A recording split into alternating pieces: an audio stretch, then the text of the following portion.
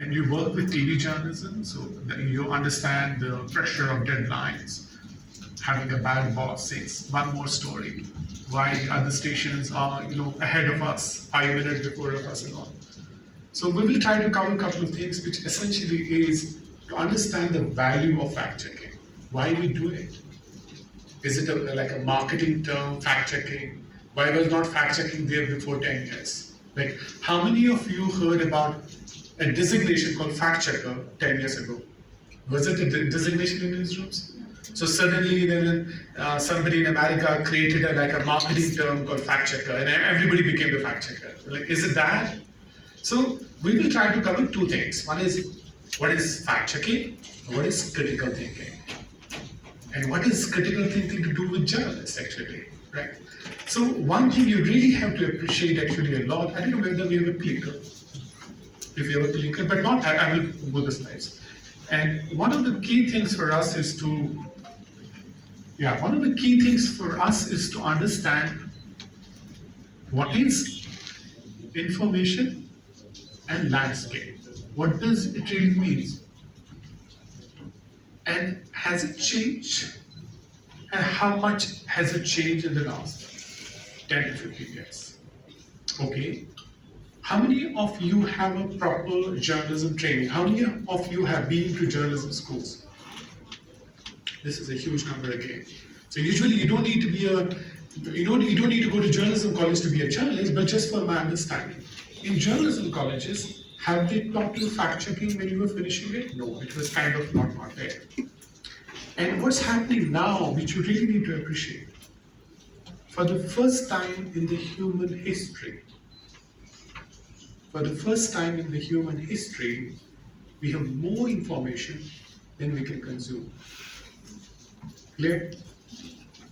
When we were in journalism colleges, we were taught how to collect information, how to conduct interview, right? Techniques of interviews, techniques of news gathering, techniques of getting out and getting good video out, lighting, sound, all these things, right? That was how we have been trained for hundreds and hundreds and hundreds of years as news gatherers, how to collect information. But today, our problem is different. The problem is not information, the problem is too much information.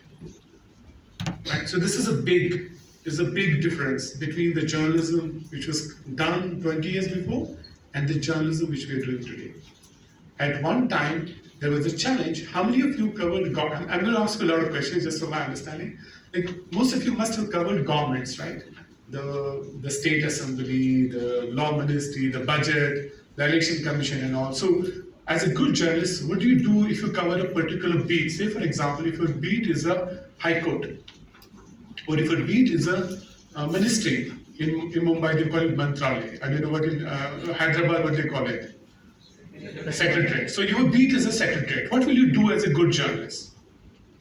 Anyone? You have to be very interactive. Yeah. What will you do as a beat journalist if your job is to cover secretariat?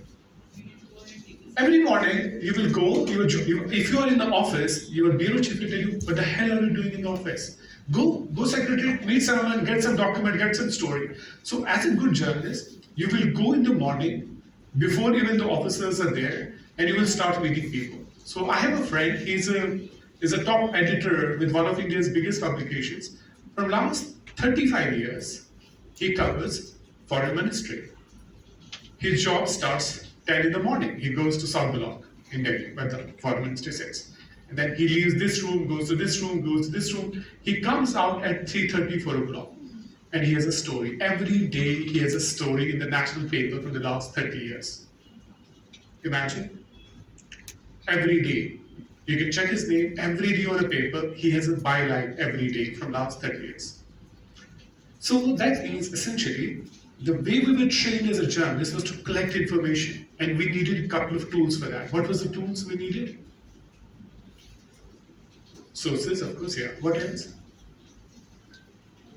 Communication, very good. You need to communicate, ask questions, or maybe recorder. Okay, that's a good one. Actually, there's a recorder or a camera, but also earlier, maybe 30 years before, shorthand. How many of you know shorthand or done shorthand? Like as nobody has done it. But earlier, it was also a lot of journalists will actually learn shorthand because why? When there's a press conference happening, you can't write that fast. And it was a luxury to have a dictaphone those days, right? Not everybody would have a dictaphone to record the statement and all. So those were skills we were trained with. And suddenly we reached 2022 and we see, wow, there's so much information. I still remember the parliament and during the budget sessions and all, vendor sessions and all, they used to produce thousands and thousands of documents, which was question answer in the parliament.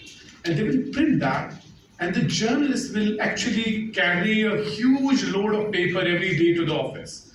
And that's why if you go to all these papers like Hindu or any other newspaper for that matter, when you go to visit journalists, you will see journalist has disappeared among the files actually. So he's sitting here and there are papers everywhere on his desk because that was the job. Today, you're sitting in the room or an office, you don't actually need any paper. You create folder, everything is digital. So one thing we have to really appreciate, the information landscape has fundamentally changed. You need different skills and different approaches to be a good journalist. It's not enough to write, it's not enough to analyze the situation. You really need to understand that I have to improve my game. Then only I be a good journalist. The problem is, a lot of people say journalism is dying, like there's no jobs, there's no this thing, I keep telling people, problem is we do not have good journalists. It's not like there are no jobs. It's just we do not have skilled journalists who understand what's happening. And it's also like, even in India, for example, if you look at half of India at the moment is on internet. Half of India. That means in the next couple of years, the another half will come on internet. So if you're worried about this too much misinformation, imagine what will happen after 2 years, 3 years. Then everyone will be on internet. So the problem of misinformation will increase no matter what we will do. So that means there will be more prospects for those who know how to fact check. They will be in more leading positions when you know how to do online verification, how to verify the content. Even places like like Hyderabad or Andhra, Telangana, small towns and like the districts, because they produce content which has a background and context related to the state. It will be very hard for any American or any British to parachute here and do that fact checking, which used to happen earlier. That the New York Times will have a bureau office in Delhi and then somebody will come from US and cover India for them. That is not going to happen. The journalism is going to be led by local journalists who are based there, who know the situation. And they will have a much better advantage than anyone who is not from that state. But how do you play that advantage for your career, for your benefit of your career, is also the game you need to really learn. So the question is how to deal with this misinformation. If there's too much information, how to deal with it, right? As a journalist. So what should we do as a journalist so that we can address the misinformation? So one thing we can do is that first we understand before we do anything is what really is the misinformation. What is the disinformation? What is the difference between the two? What is infodemics? Why is there so much infodemic? Why is so much information? Who produces this information? So you need to have a very basic understanding of a very simple terms. And I saw from your agenda, you got a session on what is misinformation and what is disinformation, right? Everyone clear on that. But why are people doing it? There are different motivations for that, right? You have gone through that. And then what are there financial incentives for people who do it? There are financial incentives, right? There are big players involved. Is it a state or non-state work or both? So you need to have a very good understanding about these basic concepts about the challenges of mis and disinformation, right? And there's a lot of global debate happening actually about all these terms. So imagine every global forum, which is about democracy, free speech, media, fact-checking, online verification, information literacy are the top subjects. As big as WHO, which has nothing to do with journalism, right? It's a health organization. The WHO is setting up a full university in Paris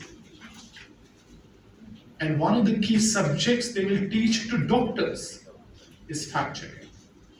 Doctors, and imagine doctors saying like surgery छोड़ के fact checking करने बैठे, like all that.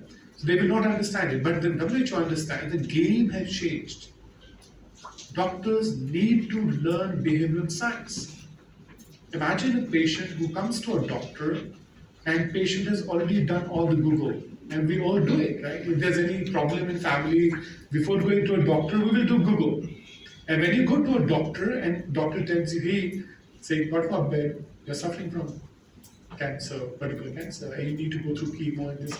And the patient says, no, but I feel like this treatment can be better. The doctor will say, what the hell, what should I do? Right? And it's happening. It's not like it's really happening in a real life. We meet a lot of doctors and they say it's very tough to actually convince patients these days. Earlier, doctors were treated like gods. They will tell you something, you will never question. Today, and then when you come out, if doctor doesn't listen to you, of course he will not listen to your Google knowledge, right? He will tell you, no, listen to me, this is how you have to go for test. You will come out, doctor chor hai, paise kamane ke liye test bol raha hai. So it's a feeling overall. That's why you can see attacks on doctors increasing as well, right? So how to deal with misinformation as a journalist? Before we go how to deal with it, it's very important for us. What is the cost of misinformation? Do we really understand what is the cost? Right? Before you solve any problem, you need to know what is the scale of problem. How big is it? So how big is the problem of misinformation globally, for example? What is the biggest danger? Again, because you've done almost like all the classes so far, what is the biggest danger of misinformation? Anyone? Raise your hand. Huh? Yeah, sure. What is the cost? What is the danger? Violence. People panic. In Kerala, which is the most educated state in India, the vaccination stopped because of rumors, violence, attacks, confusion. Right? People have no idea what to do actually. They say, ye bhi sahi hai, ye bhi sahi hai. Right? What to do? Ye bhi chor hai, ye bhi chor hai. Like what to do? Like we have no option. What is the option for us? Very important question, right? What else? In Pakistan, polio is still a pandemic. Yeah, in Pakistan, and there's a history behind it. And why it is so difficult? Why is misinformation so difficult? I'm sorry, the American guy left. I would have told the story to him actually. In Pakistan, polio is is almost impossible for the government there to eradicate the polio because people just refuse to send their kids for the polio vaccination. Why? Anyone? So the misinformation that was spread, Misinformation. it's supposed to create some side effects. Anyone? The local custodians, Huh? the local customs.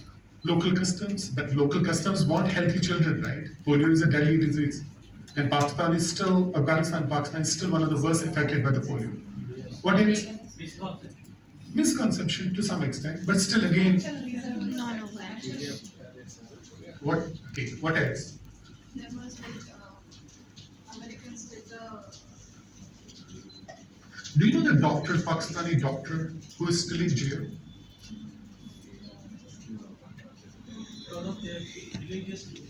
No, I'm saying, do you know a name of a doctor who is still in jail in Pakistan? Okay, Google search after this class, and then tell me what is the story, right? Because actually, the fact of the matter was actually there was a intelligence operation to track Osama bin Laden, and they used healthcare workers for that. Right? So that's why it's not, people are always like, they're always misled by misinformation. There is always a background to a lot of situations.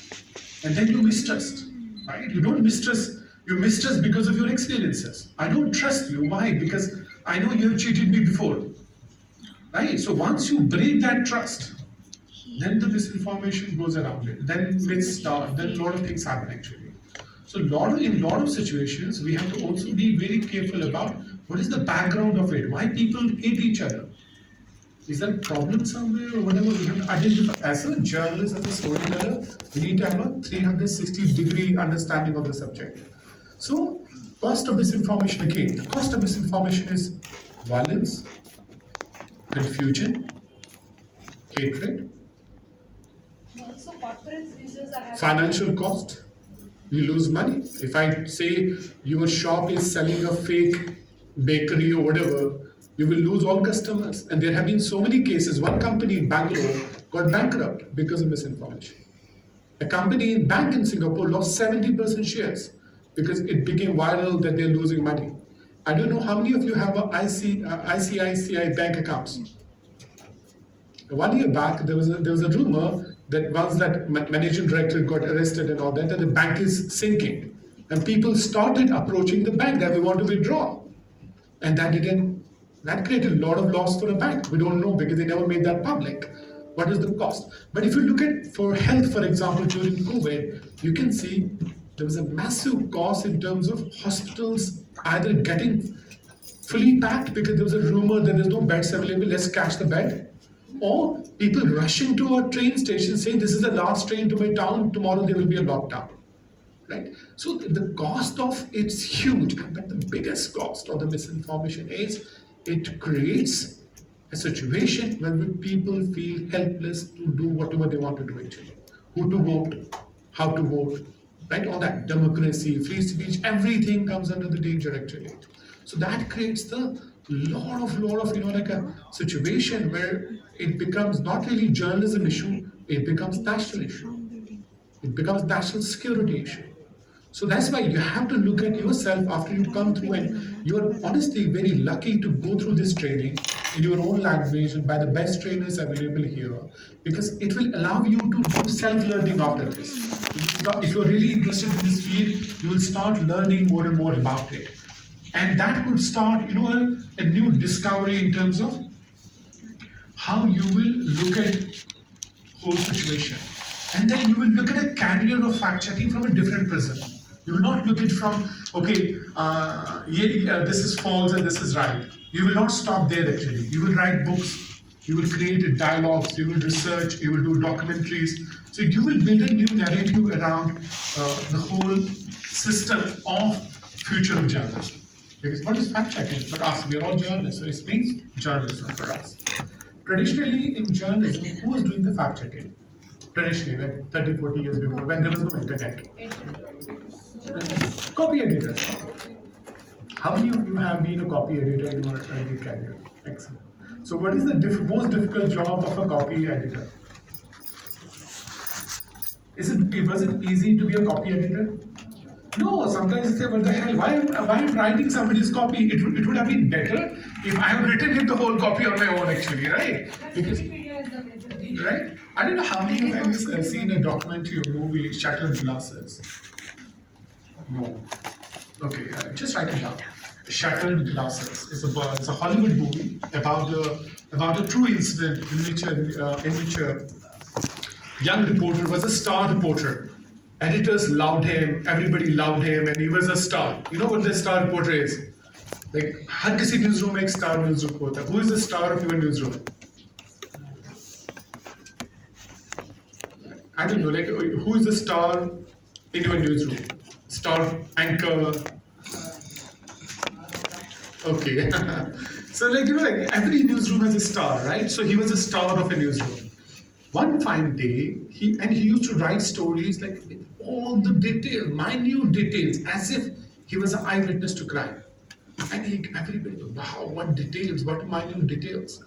One fine day, his editor asked him that you were mentioning about this particular story. Can you confirm, was it like this or that?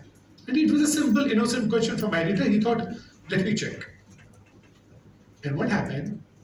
He said, okay, let me go back and I will check. And he went back and he struggled to check.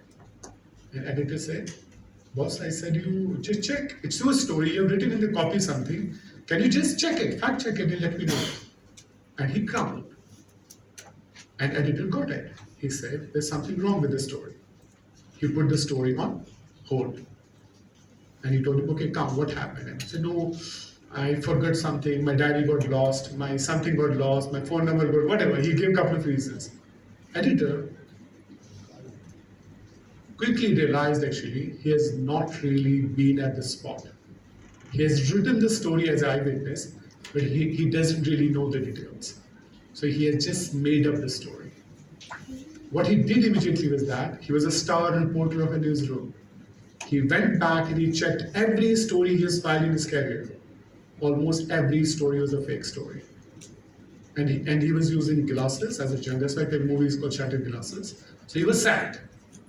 And then, naturally, he will never ever get a job. If you're sacked by Times of India, Hindustan Times saying you're a fake and you did this, you will never get a job in the next newsroom. Right? It's a small community.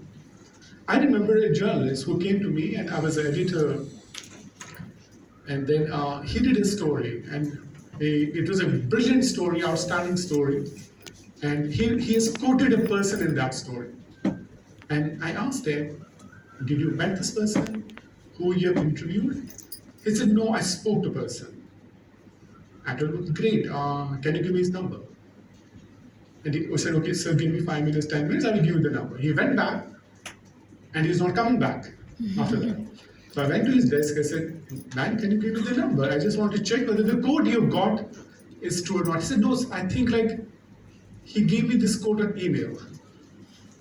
I said, okay, can you give me his email?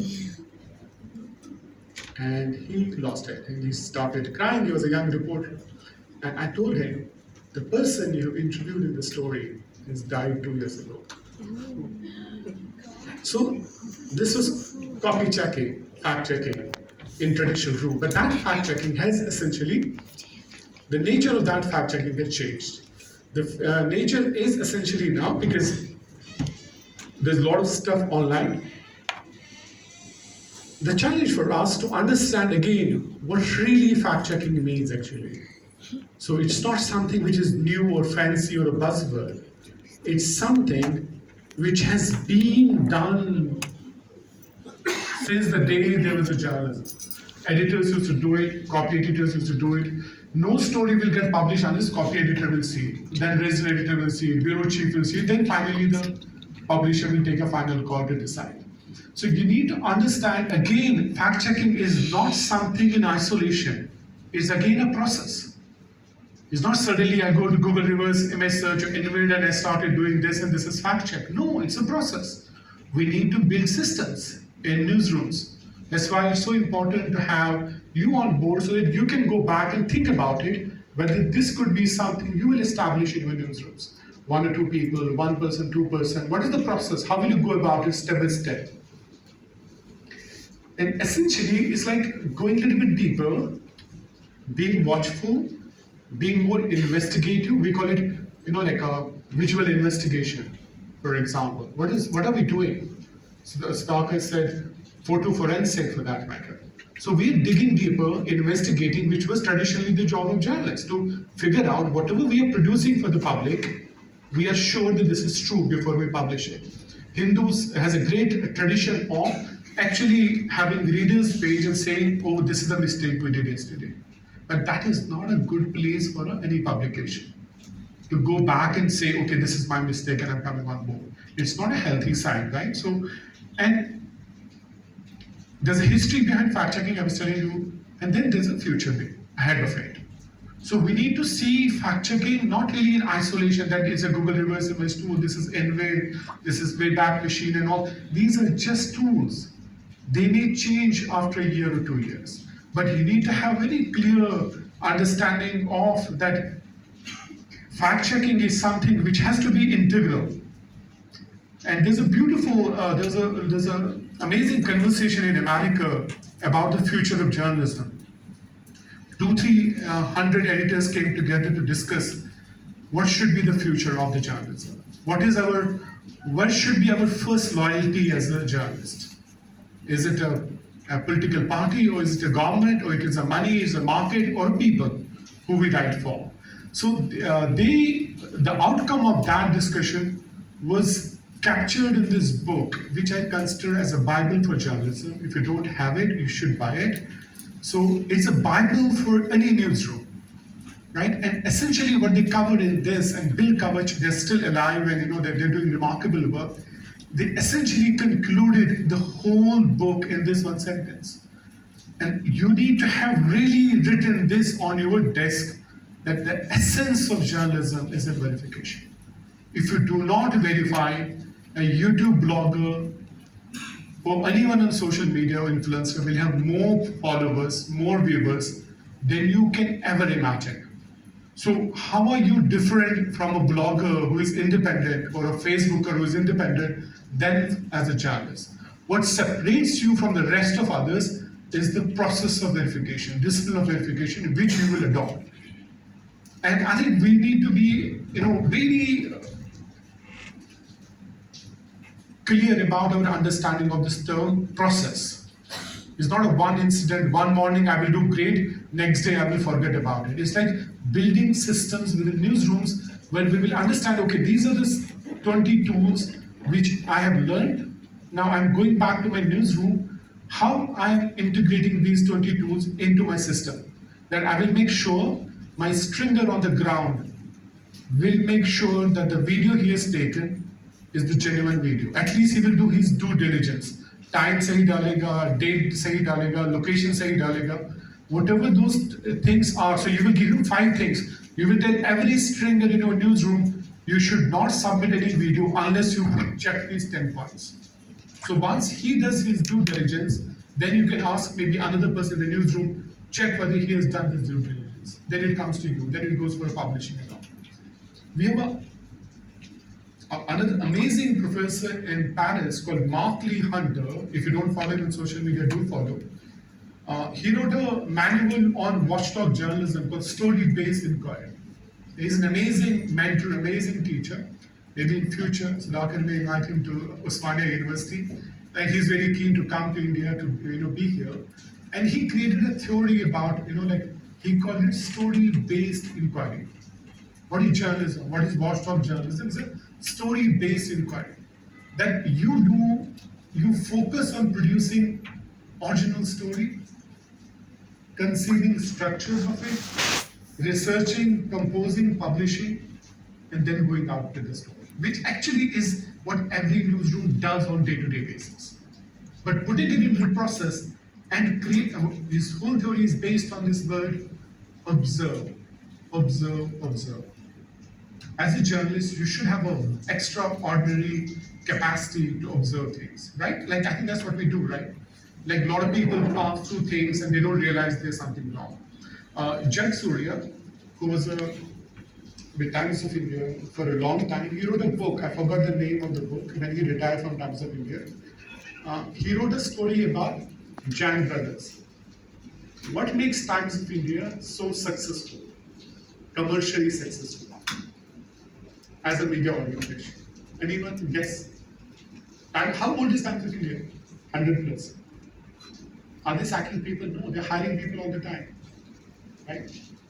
What makes Times of India so successful? Because leadership they have a vision about sustainability. Leave aside maybe a lot of other things, but financially they have been a very strong organization. What makes them strong? Anyone? I mean, you have been reading Times of India for a long time. Yeah, advertising, huge advertising, very good. I think you're bang on. Anything else? You know what Times of India, sorry, Mr. New Yorker, he told to a New Yorker in an interview, which became very viral, and I don't know which brother, one of them said, I deal with real estate. And he said, that is a beautiful, very powerful, what he said was maybe in a different word. He said, I deal with the real estate. And it became good controversial quote, but I must give full credit to the leadership because they have a vision for their product. How to make it, it's strong. So one is advertisement, what else? They write it for the reader what they want. Very good. They see what their leadership is. They know their leadership is in sports, page 3. Opinion, for example. Their opinions are very strong. Edit page used to be very strong. I'm not reading. The story, defense was very strong. I remember Rajat Pandit at Times of India is a master of defense beat. He's doing amazing stuff, so many others. So I will tell you a story. So Jack Surya wrote a book when he retired from Times of India after many years, 25 years, 30 years. And in that story, he said, I forgot which Jan, Vinny Jan is the elder one, right? Vinny Jan, yeah. So Vinny Jan, they live in Delhi in an area called enclave, which is on a diplomatic enclave, which is on a not Sabdajan. I forget the name of the area. Chanakyapuri. Excellent. They live in Chanakyapuri. So Office of Times of India is a Bahadur Shah Zafar Mahmud wrote. So every morning when he sits in the car and he goes to office, in office they have a meeting, right? And Times of India editors are very powerful people. Once Dilip Pargaonkar said, I'm the second most important person in the country as editor of Times of India. The first important person was the Prime Minister. So that's what he said, and then he lost the job after some time. So he goes from Chanakya from this place to office, and there's a driver, and he sits on the back seat. And what he does actually is that he relaxes, and he looks at the window. He looks at the window, and you know when you go from that diplomatic enclave to you have to cross through CP Cannot Place. It's a marketplace, right? Whatever is new in India or in Delhi, there will be hoardings on the CP. So he will go and he will check these hoardings, and then he reaches office. And office में editors are discussing कि Congress क्या करेगी, BJP क्या करेगी, आप क्या करें, all that discussion, political discussion. And he tells them as owner of the publication, yeah, are you writing about this new car which is in the market, or new jeans which is in the market? And they will say, and how does he get these ideas from? So he kind of built this habit of observing what is new in the market. Whatever it was, it could be, sometimes it could be new political party, it could be new book, it could be whatever jeans, whatever. The hoardings, like I would suggest when you go back today from here, take them look at the hoardings in Hyderabad, which is the new one. So it helps you to figure out what is happening all around you. So you need to have this story-based inquiry, a hypothesis, what's happening around you. When you build that expertise, you start seeing stories all around you. The problem often is you go by opinions actually. Majority, like people actually look at opinions. अच्छा उसने ये बोला, उसने ये बोला. We don't really build a habit of observing things. And when this thing happens, it's very important for us to also keep in mind no problem with opinions actually here. It's good to have opinions. And opinions can also be based on facts, but not always. But we should never dismiss any opinion as well for that matter. Let people have opinions. Scott put it so beautifully. Let everybody put an opinion out there. That's a democracy, right? Let everybody have an opinion. Let there be a diversity in opinions and everything. But we should be very, at least from a reader's perspective, for a viewer's perspective, they do not see a difference between a ground report and a prime time debate. जैसे नहीं TV पे बोला है, but TV पे ये prime time की debate था. It was not a news gathering story. It was not a story from somewhere, right? So people really do not see a difference between opinion and news, and it's our job to position our, like a news gathering differently. When it's a story, maybe we do it story. So we had prime time shows, a lot of prime time shows because it's cheap, it's no budget required and everything. But somehow, what is fueling misinformation